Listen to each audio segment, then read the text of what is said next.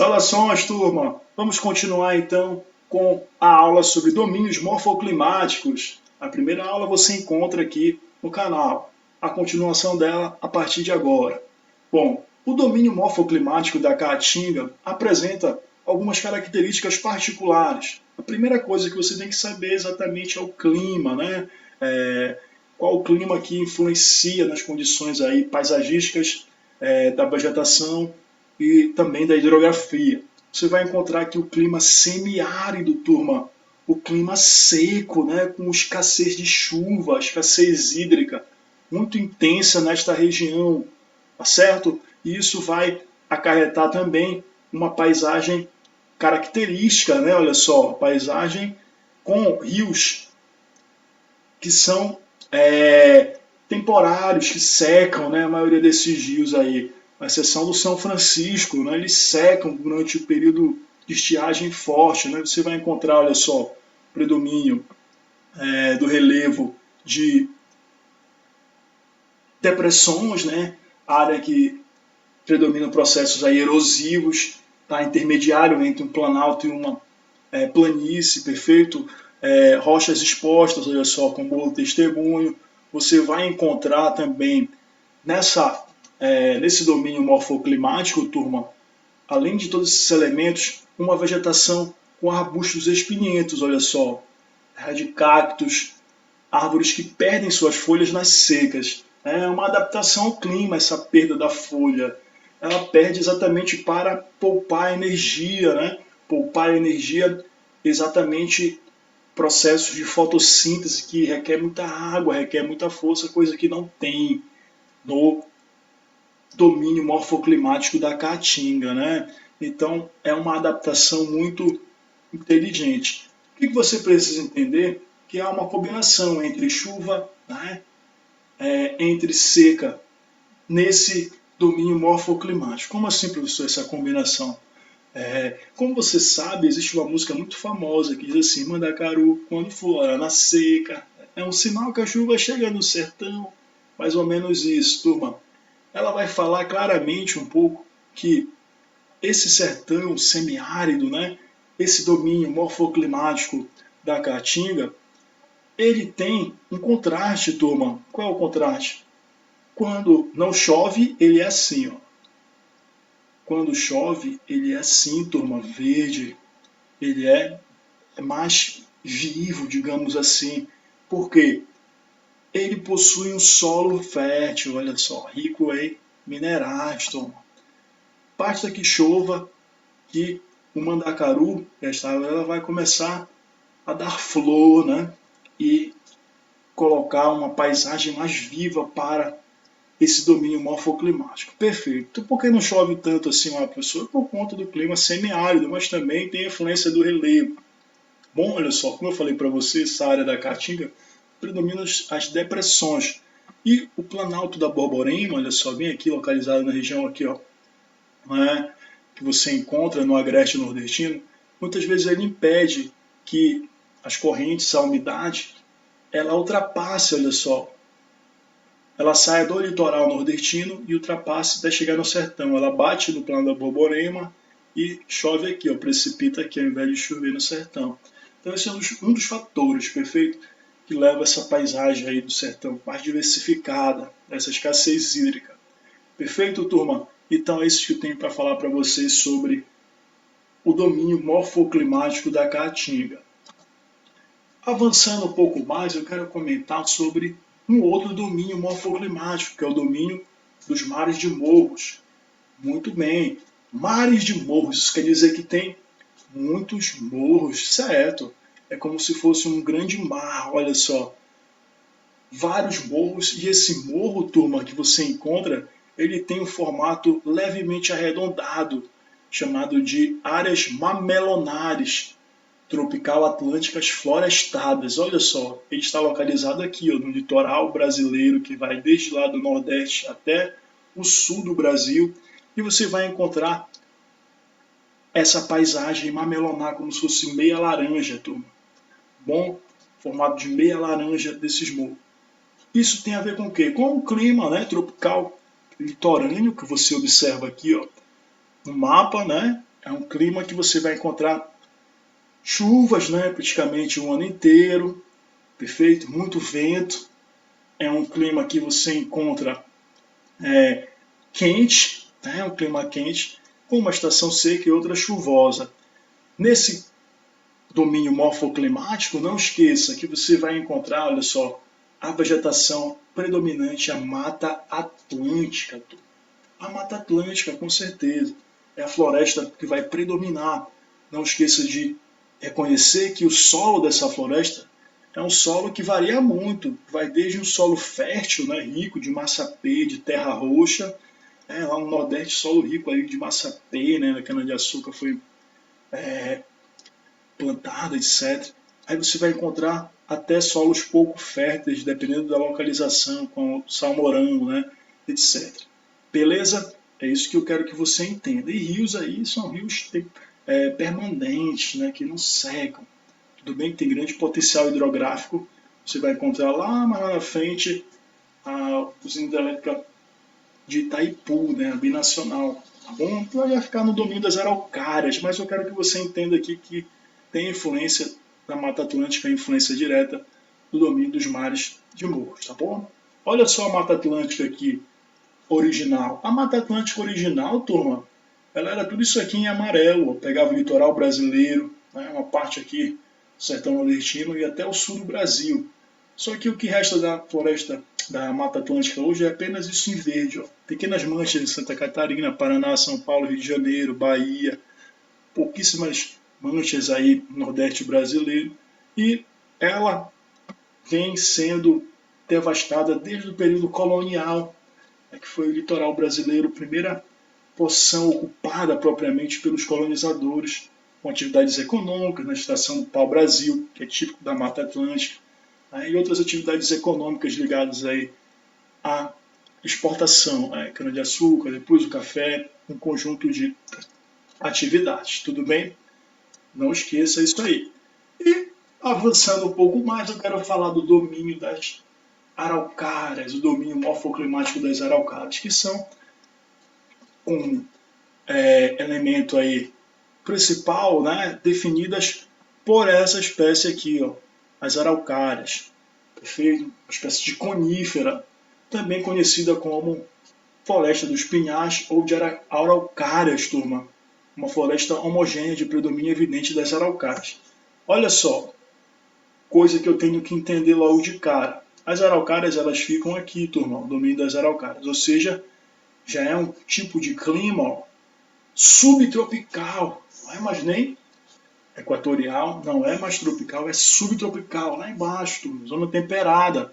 O sol não incide tanta força assim, então vai ter geada, vai ter condições aí adversas de clima ligado, por exemplo, ao frio intenso de determinadas épocas do ano, perfeito? Então essas espécies elas são adaptadas a esse clima frio, turma, muito frio em determinadas épocas do ano. Olha só, as araucárias, elas, dependendo da idade, elas irão abrir os braços assim, ó. É interessante isso. Tipo, procurando mais umidade, né? Nesse sentido assim, elas vão abrir os braços. Olha só, de 5 a 10 anos ela é assim, uma conífera, tipo uma árvore de Natal, olha só. Em forma de cone, etc. E depois ela vai de 20 a 30 anos, ela vai começando a abrir mais os braços até chegar a 60 anos ou mais, né? Vai sendo uma árvore bem extensa. Tudo bem? Esse aí é o domínio das araucárias. Qual é o relevo do sul? Planalto, né? São áreas planálticas do Brasil.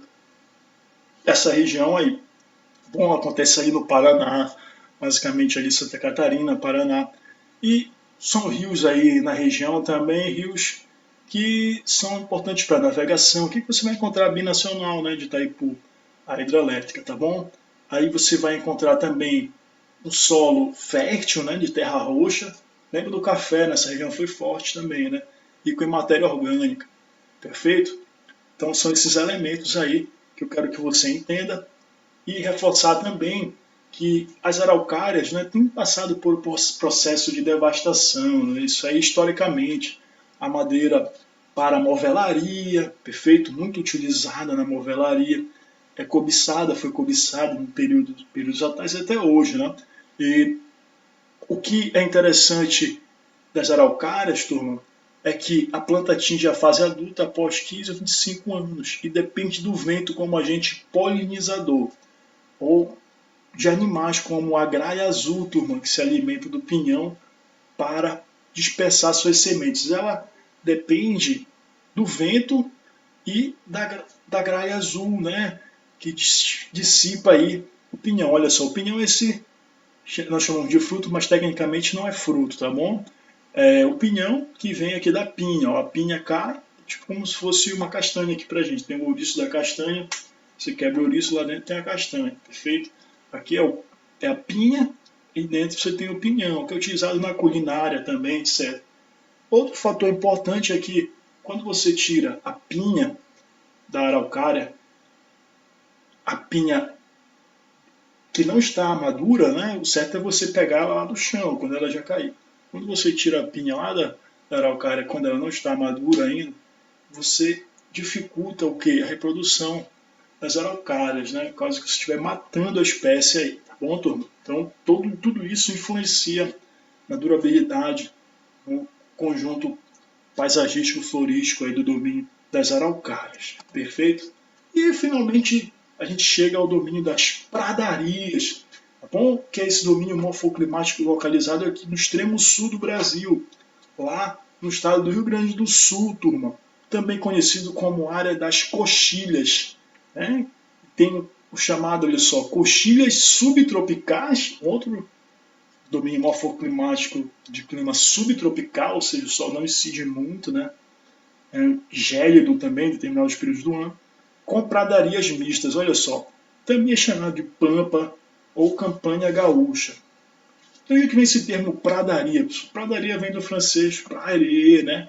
Significa campo, prado, perfeito? É uma imagem que você tem aqui na foto, certo? Os campos, os prados. Tem uma música que fala da igreja, né? Pelos prados e campinas verdejantes eu vou, perfeito? Lembra até mesmo aqueles folhetos, né? Que a gente encontra de testemunho de Jeová, indicando que seria o paraíso, né? Curiosamente, você vai encontrar um folheto de uma pradaria, certo? Esse domínio morfoclimático aí que a gente vai encontrar lá no extremo sul do Brasil. O clima é subtropical, né? Como eu falei para você, relevo são planícies, né? Com suaves ondulações, tá? E a vegetação são essas gramíneas, imensos campos, né? Que são como se fossem campos naturais, né? Pasto natural, excelente para a criação da pecuária, perfeita atividade da pecuária, como você observa aqui. O problema é o seguinte, que quando você também coloca o gado nessa graminha, o pisoteio dele desgasta, né? Desgasta o próprio domínio morfoclimático e isso tende a gerar uma desertificação, caso não haja o tempo de maturação, o tempo de recuperação dessas gramíneas, perfeito?